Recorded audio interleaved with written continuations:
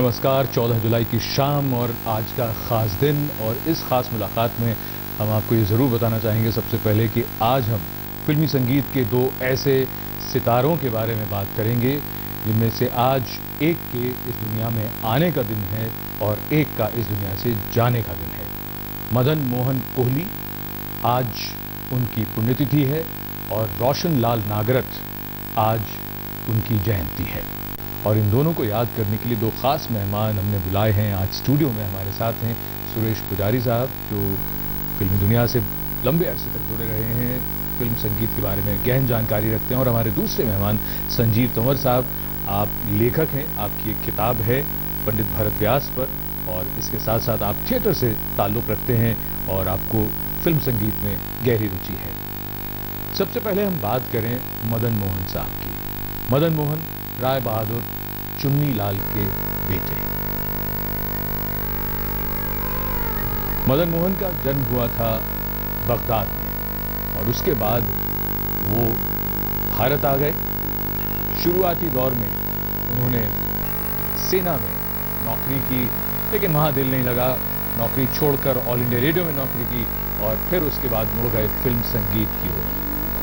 शुरुआती कामयाबी के बाद मदन मोहन ने अपनी खास जगह बनाई और उन्हें गजलों का शहजादा कहा गया। लता जी के साथ उन्होंने वो गीत रचे जो आज फिल्म संगीत की दुनिया में ऐसे सितारे हैं जिनकी रोशनी आने वाली सदियों तक कायम रहेगी।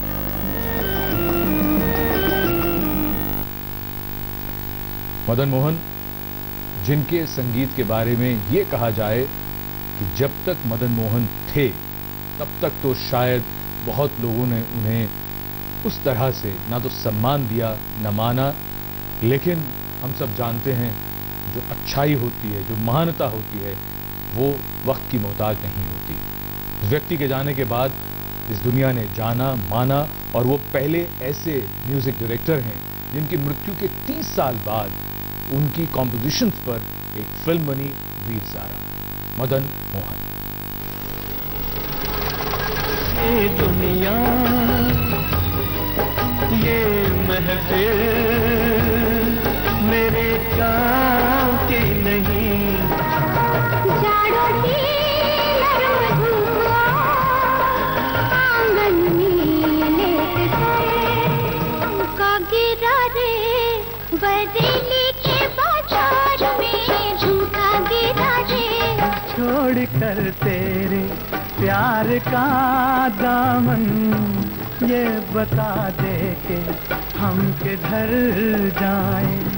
तेरी आँखों के सिवा दुनिया में रखा क्या है। नो वाले ने हाय मेरा दिल लूटा, नैनो वाले भोले भाले, हिकमत वाले ने हाय मेरा दिल लूटा। ऐ दिल मुझे बता दे तू किस पे आ गया है, वो कौन है जो आकर ख्वाबों पे छा गया है।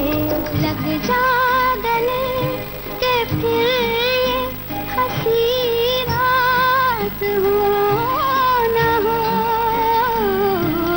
शायद फिर इस जन्म मुलाकात हो न हो।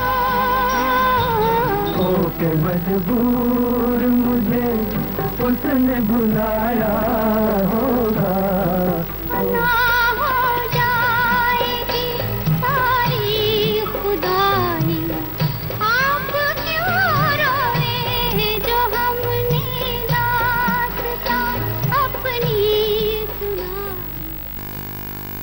किस्मत, ये एक ऐसा शब्द है जिसके बारे में अक्सर लोग ये कहते हैं कि किस्मत कब काम करती है कुछ पता ही नहीं चलता। हम भाग्यवादी होने की बात नहीं कर रहे, लेकिन ये भी सच है कि जब किसी की किस्मत रंग पर आती है, दुनिया उसके लिए कुछ और ही मुहावरे गढ़ने लगती है।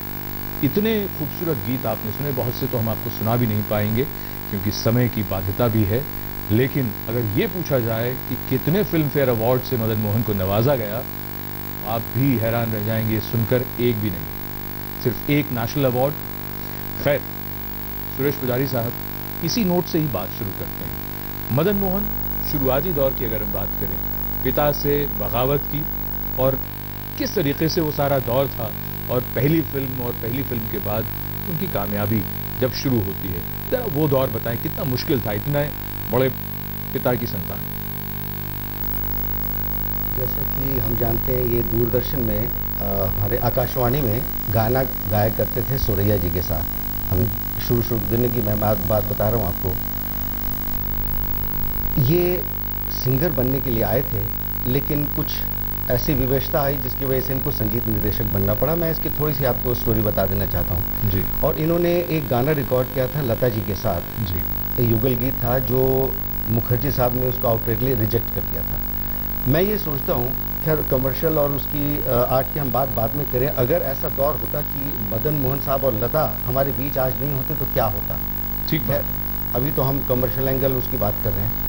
मेरा कहने का मतलब ये है कि अगर आप मदन मोहन जी को कमर्शियल और आर्ट के दो एंगल अलग कर दें तो commercially he may not have been very successful, but artistically he was very successful. और उनके जो भी गाने हमने भी देखे हैं, आप उनमें से कोई कह सकते हैं कि गाना ऐसा कोई निम्न स्तर का था? अब ये किस्मत की बात आपने जो कही, वो ठीक कह रहे हैं। किस्मत अपना एक कभी कभी ऐसा हावी हो जाता है किसी लोगों के जीवन के ऊपर कि विवश आदमी हो जाता है, और अच्छा काबिलियत होने के बावजूद भी कुछ न कुछ कमी उसके अंदर रह जाती है, या समय के साथ वो उसका जो एक फ्लो है वो नहीं चल पाता। अब 50 का और 60 और 70 का दशक मैं जैसे बात कर रहा हूँ, इनका बड़ा सक्सेसफुल टाइम था मदन मोहन जी का। 50 के दशक में ये राजेंद्र कृष्ण जी के साथ, और 60 के दशक में ये राजा मेहंदी अली खान, और 70 का दशक इनका वो कैफी आदमी साहब के साथ था।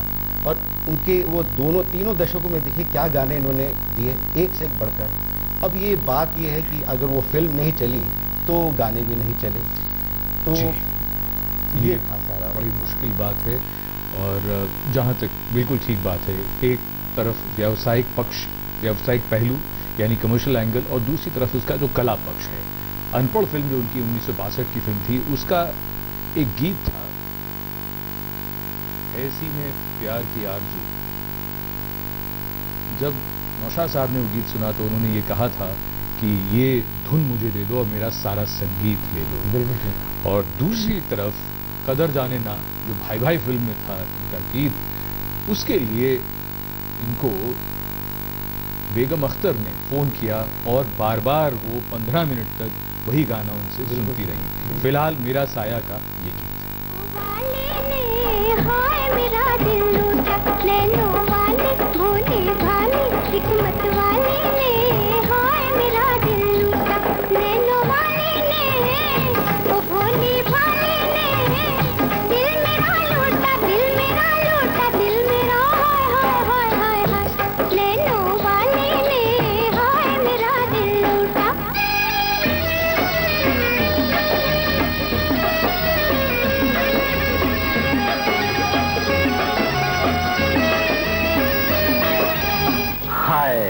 ऐसे में तेरी आवाज कहीं से आई, जैसे पर्वत का जिगर चीर के झरना फूटे, या जमीनों की मोहब्बत में तड़प कर नाहगा, आसमानों से कोई शौक सितारा टूटे। चोरी के शेर है, आप तो कुछ यूं कहते। मुस्काती खिलाते गाते आए जुल्फे खोले, मुस्काती खिलाते गाते आए जुल्फे खोले, कोयलिया चुप हो जाए जब उसके पायल बोले, मुझे दिखा के प्यार भरे जो नैना भोले भोले, नैनों वाले, आहा नैनों वाले, हिकमत वाले ने, हाय मेरा दिल लूटा, नैनों वाले ने, हाय मेरा दिल लूटा।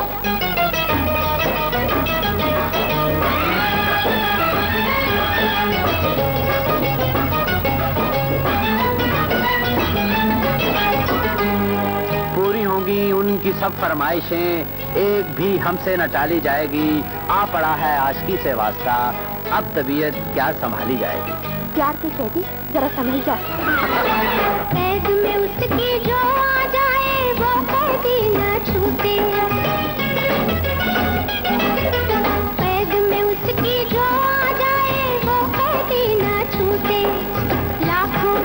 बंधन टूटे लेकिन ये बंधन ना टूटे। नींद चुरा ली मुझसे करके वादे झूठे झूठे। भोली भाली हाय भोली भाली नैनों वाली ने हाय मेरा दिल लूटा। नैनों वाली ने हाय मेरा दिल लूटा।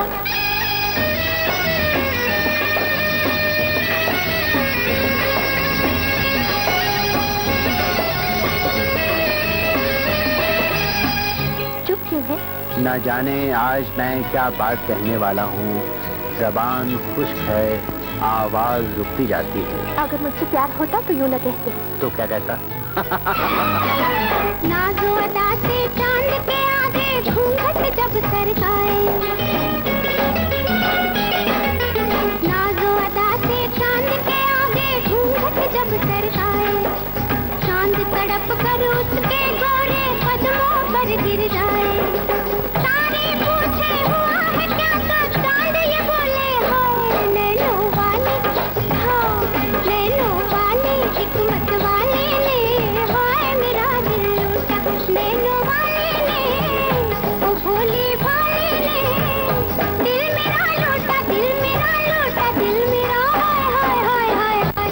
नैनों वाली ने हाय मेरा दिल लूटा।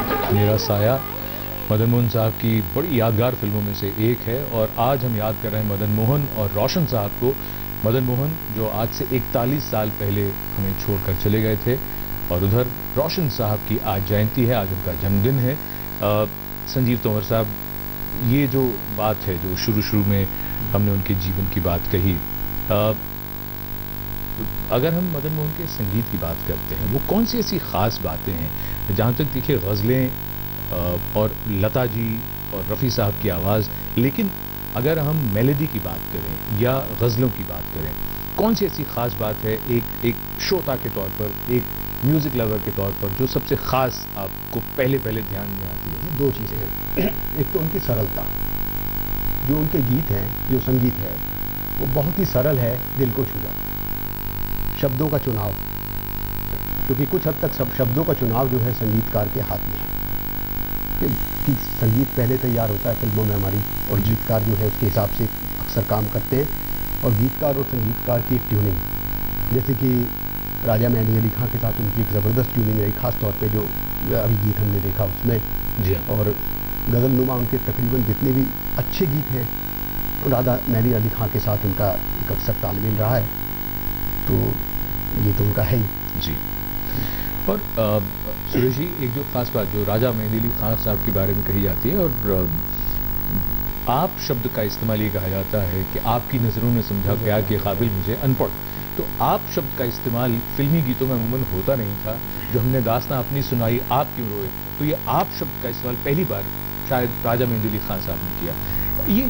ये जो आपने जो बात कही, पहले राजेंद्र कृष्ण, फिर उसके बाद राजेंद्र कृष्ण साथ अदालत वगैरह के जो गीत हैं उनके, गज़लें, और उसके बाद तो ये हम एक तरफ हम ये भी देखते हैं कि ये अनजाने में हो रहा था या ये जानबूझकर था कि इतनी अच्छी शायरी इनके हिस्से में आई। और गज़लों की जब बात आती है तो गज़लों का बादशाह कहा जाता है और लता जी ने जो गज़लें उनकी गाई हैं तो अद्भुत है। संजीव जी, आप राजा मेहंदी अली खान साहब की बात कर रहे हैं। उनकी अपनी जो प्राइवेट शायरी भी करते थे, उनका एक स्टाइल था, वो हमेशा आप का बहुत इस्तेमाल किया करते थे। ऐसा नहीं था कि फिल्मों में आप उनकी कोई अगर प्राइवेट जो उन्होंने बुक्स लिखी हैं या गैर फिल्मी जो शायरी की है उसमें भी उनका एक ऐसा ही स्टाइल था लिखने का। आपकी नज़रों ने समझा, जैसे आप मुझे बता रहे, तो यही था रीज़न, वरना और कुछ ऐसी कोई ख़ास बात नहीं थी।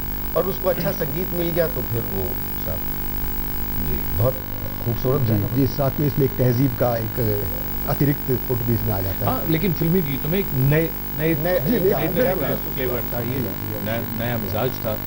एक चीज़ जो अगर हम उनकी फिल्मी गीतों में देखें, सितार का बहुत इस्तेमाल है।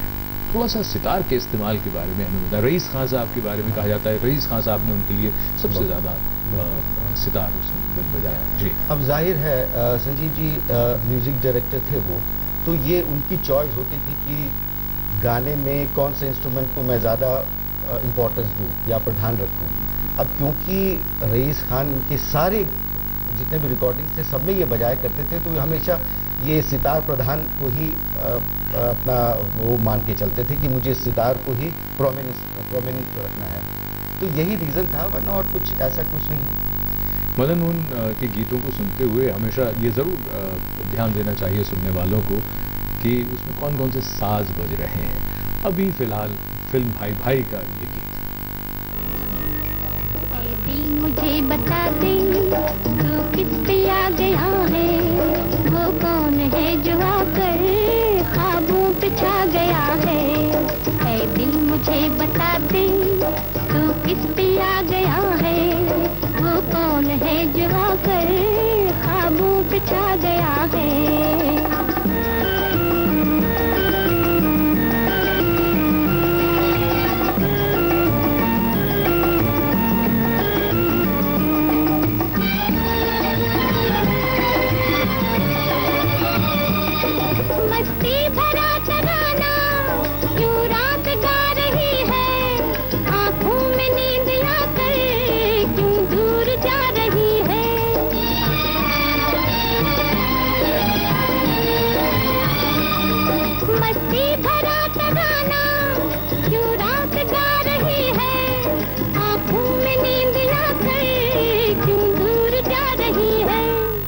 दिल में कोई सितमगर अरमां जगा गया है, वो कौन है जो आकर ख्वाबों पे छा गया है। ऐ दिल मुझे बता दे तू किस पे आ गया है, वो कौन है जो आकर ख्वाबों पे छा गया है।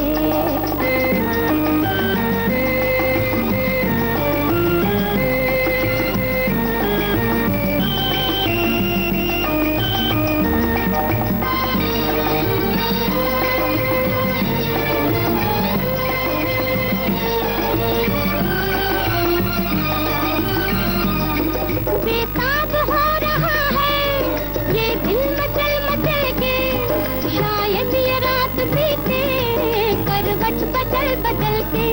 लल्ला लल्ला लल्ला लल्ला, बेताब हो रहा है ये दिल मचल मचल के, शायद ये रात बीते करवट बदल बदल के। दिल जरा संभल जा, शायद वो आ गया है, वो कौन है जो आकर ख्वाबों पे छा गया है। ऐ दिल मुझे बता दे तू किस पे आ गया है, वो कौन है जो आकर ख्वाबों पे छा गया है। 1956 की ये फिल्म है भाई भाई, और इसका नाम भाई भाई लगता है इसलिए भी है क्योंकि इसमें अशोक कुमार भी हैं और किशोर कुमार भी हैं। पर्दे पर तो खैर आपने श्यामा को देखा ही। सुरेश, एक बात और, अगर हम फिल्मों के क्रम पर अगर नज़र डालें तो मदन मोहन जिस तरह का संगीत वो बना रहे थे वो दौर बड़ा मुश्किल दौर भी है, क्योंकि एक तरफ नौशाद साहब हैं जो ऑलरेडी दिलीप कुमार, महबूब खान, ये बड़े बड़े लोगों के साथ काम कर रहे हैं। दूसरी तरफ एस.डी. बर्मन जो देवानंद के लिए ज़्यादा काम कर रहे हैं, नवकेतन के लिए। ये बता दे के हम किधर जाएं, हमको डर है कि तेरी बाहों में, हमको डर है कि तेरी बाहों में हम खुशी से ना आज मर जाएं।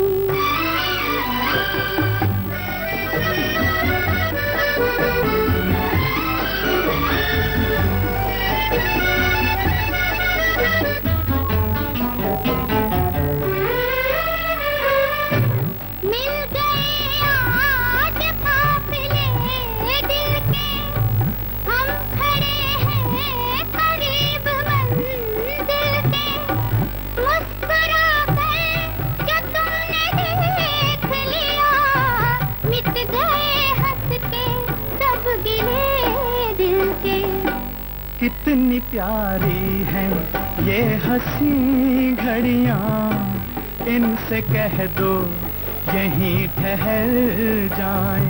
हमको डर है कि तेरी बाहों में हम खुशी से ना आज मर जाए।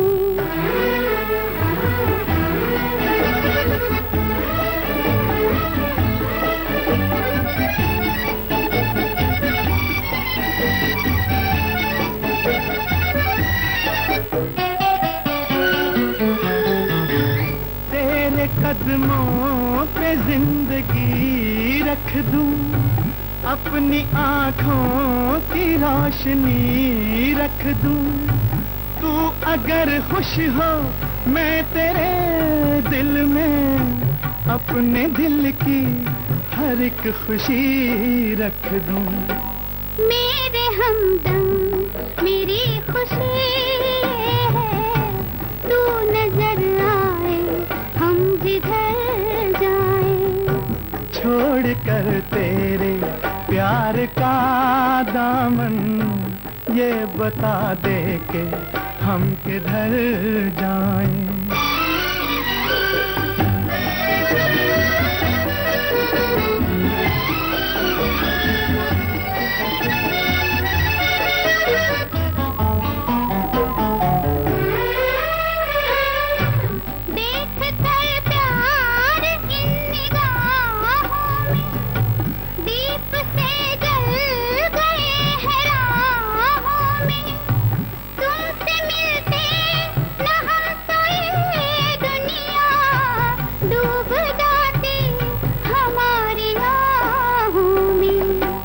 अपनी आहों से आज ये कह दो, अब न होठों पे उम्र भर आए।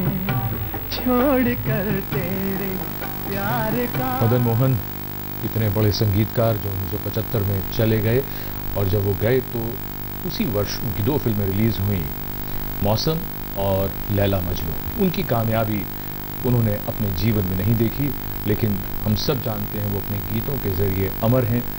अब हम बात करेंगे अपने दूसरे आज के जो संगीतकार हैं, रोशन, उनके बारे में, जिनकी आज जयंती है, इनका जन्मदिन है। और ये भी एक संयोग है कि इन्होंने भी अपने करियर की शुरुआत ऑल इंडिया रेडियो यानी आकाशवाणी के साथ की। रोशन लाल नागरथ, जिनका जन्म हुआ 14 जुलाई 1917 को गुजरांवाला, जो अब पाकिस्तान में है। पढ़ाई मॉरिस कॉलेज लखनऊ में हुई। उस्ताद अलाउद्दीन खां साहब और सारंगी के बादशाह उस्ताद बुंदू खां साहब से आपने संगीत की शिक्षा हासिल की। आकाशवाणी दिल्ली में कुछ दिन नौकरी करने के बाद फिर आप मुंबई की ओर रवाना हुए और वहां आपकी मुलाकात हुई केदार शर्मा के साथ। केदार शर्मा के साथ आपने पहली फिल्म सन 1949 में की, नेकी और बदी, जो बहुत कामयाब तो नहीं हुई, लेकिन केदार शर्मा का उन पर विश्वास अटल रहा। और अगली ही फिल्म में, जो सन 1950 की रिलीज फिल्म है बाबरे नैन, उससे रोशन ने यह साबित कर दिया कि केदार शर्मा ने जो भरोसा उन पर किया था वो गलत नहीं था। रोशन साहब जो गजलों के साथ साथ सुरीले गीतों के साथ साथ बेहतरीन कव्वालियों के लिए जाने जाते हैं, ऐसे थे रोशन लाल नागरथ।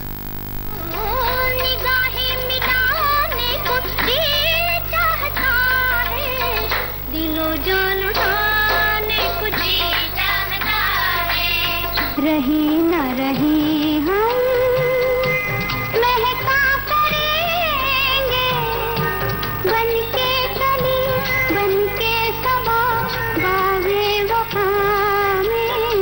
अपने अरमान फिरो लाया हूँ फूलों की जगह तेरे चेहरे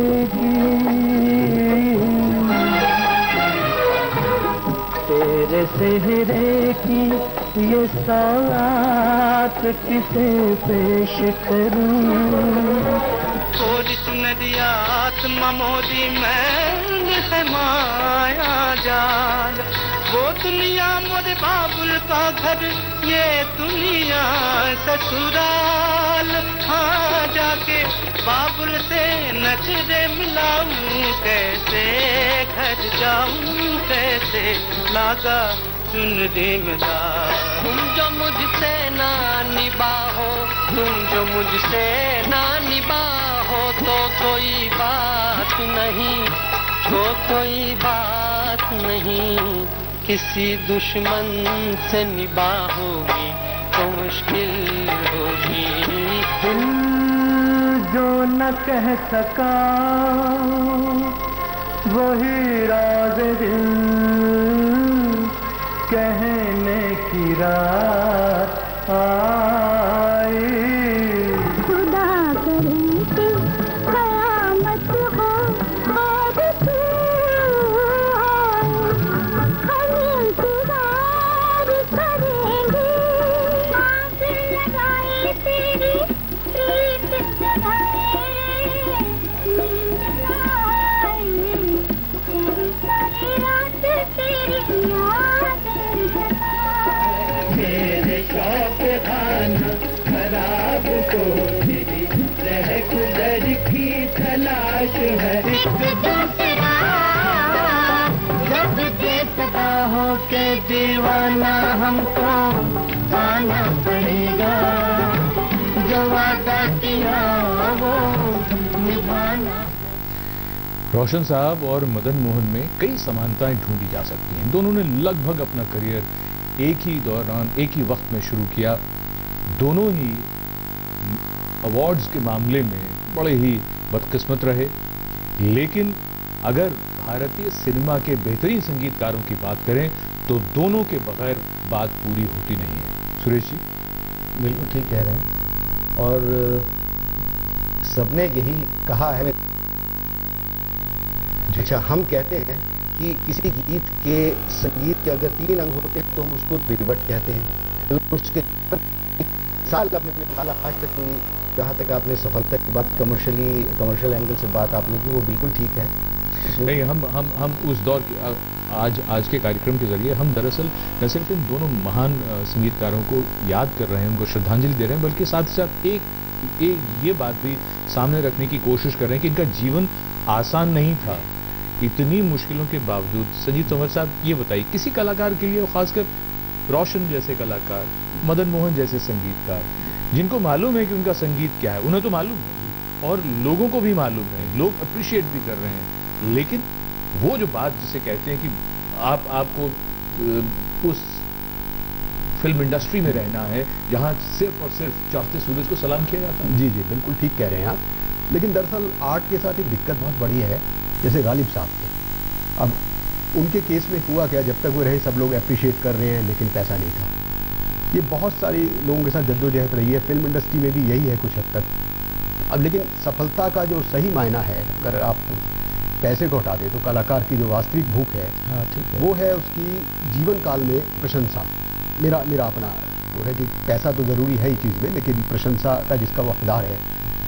अब इनके साथ जो थोड़ी सी बदकिस्मती ये रही है कि जिस वास्तविक प्रशंसा के वे हकदार थे, उसका मूल्यांकन अब हो रहा है कुछ हद तक पहले के मुकाबले।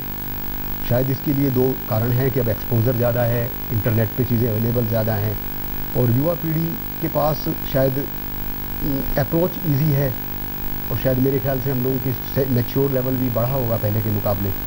जी, यही मैं कह सकता हूँ। बहुत सी बातें हैं, लेकिन सबसे बड़ी चीज़ ये कि संगीत जो है वो हम कोई टिकट खरीद के नहीं सुनते हैं, बस दिल में उतर जाता है। वो कहाँ से एक सुर कान में पड़ा, पता चल जाता है कि ये गाना रोशन साहब का है।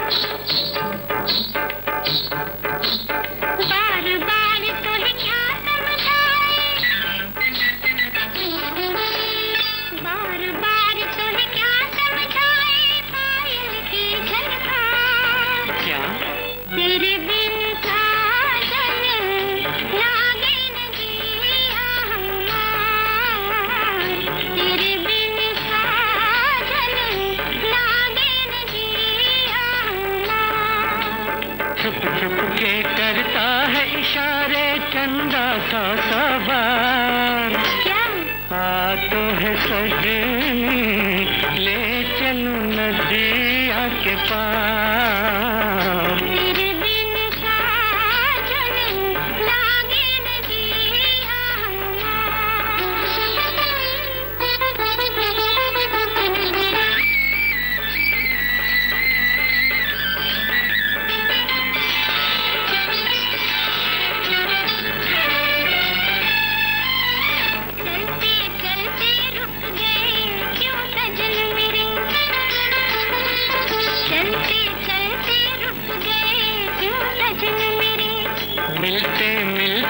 झुक गए क्यों नैन तेरे, झुके झुके नैना करते हैं, झुके झुके नैना करते हैं तुमसे इकरार। क्या तेरे बिन साजन लागे न जी। इन दोनों संगीतकारों के साथ एक सबसे बड़ी कमाल की बात ये थी कि सुरेश जी तमाम मुश्किलों के बावजूद इतना बेहतरीन संगीत लगातार चल रहा है। बरसात की रात, आरती, ताजमहल, चित्रलेखा, नई उम्र की नई फसल, भीगी रात, ममता, देवर, ये ऐसी ऐसी फिल्में हैं। अगर उनका संगीत हम बाकी और संगीतकारों से अगर हम अलग रख के आंकते हैं और ख़ास तौर पर जब याद करते हैं कव्वालियों के लिए, क्या योगदान आप मानेंगे रोशन साहब का? देखिए, आप उनके अगर साथ रखेंगे तो कहीं भी वो पीछे, it can be secondary to none, it has always to be number one. उसमें चाहे शंकर जयकिशोर हो, नौशाद हो, या क्योंकि इनका एक अपना कंट्रीब्यूशन था मिठास के ऊपर। किसने कहा साहब, अगर नौशाद साहब शास्त्रीय संगीत को रिप्रेजेंट करते हैं और मदन मोहन साहब ताकत शक्ति को रिप्रेजेंट करते हैं, तो निसंदेह रोशन साहब ये जो है वो मिठास को रिप्रेजेंट करते हैं। उसी मिठास का एक उदाहरण सुन लें, क्योंकि वक्त जरा कम है। ये गीत फिल्म बहू बेगम से है।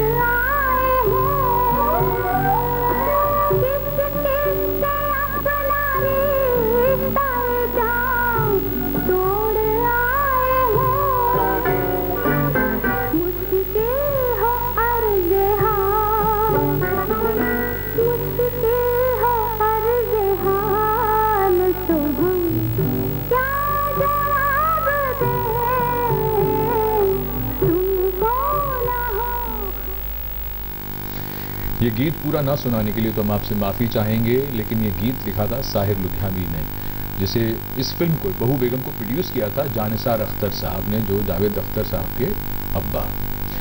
अब एक बात जो संजीव तंवर साहब हम आपसे समझना चाहेंगे, इन दोनों संगीतकारों में कई, जैसा हमने शुरू में कहा, संयोग की बात है, कई ऐसी समानताएं हैं।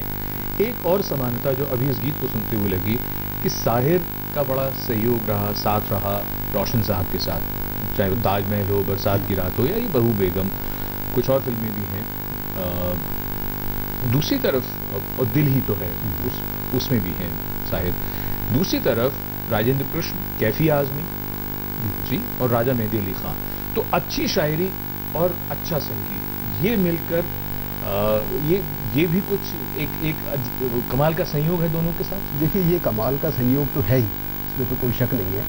और जैसे समझ लीजिए कि लिटरेचर, साहिर से आपका आप नाम ले रहे हैं, तो लिटरेचर का दूसरा नाम साहिर है। मेरा अपना नज़रिया तो यही बोलता है जी कि और जितना उन्होंने फिल्मों के लिए लिखा, तकरीबन उतना उनका गैर फिल्मी भी है, जिसका एक बहुत सारे लोगों को शायद अनुमान नहीं है।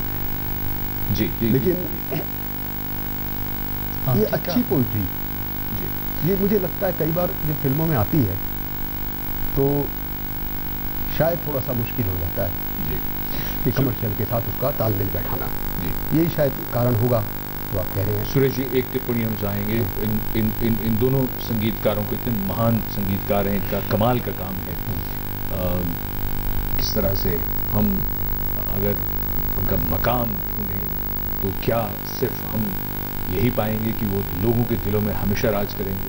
बिल्कुल राज करेंगे। और मैं एक छोटा सा एग्जाम्पल आपको देना चाहता हूँ, छोटा सा, कि एक दूर धूप में और मीलों चलते हुए किसी राहगीर को अगर घने पेड़ों की छाया मिल जाए तो इन दोनों संगीतकारों के गीत को सुन के ऐसा ही एहसास होता है। और मैं आपको बिल्कुल ठीक कह रहा हूँ, आपने जो कुछ गाने भी बजाए उनको सुन करके, और इन जैसा संगीतकार होना वाकई बड़ा मुश्किल है।